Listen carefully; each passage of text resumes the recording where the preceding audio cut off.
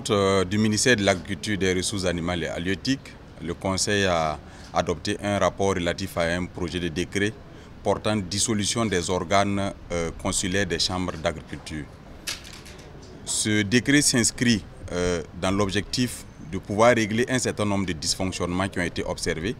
dans la gestion du monde agricole à la base. Et également, il est dû au fait que depuis un certain temps, les assemblées consulaires devraient être renouvelées sur la base d'élections et malheureusement ces élections n'ont pas pu se tenir.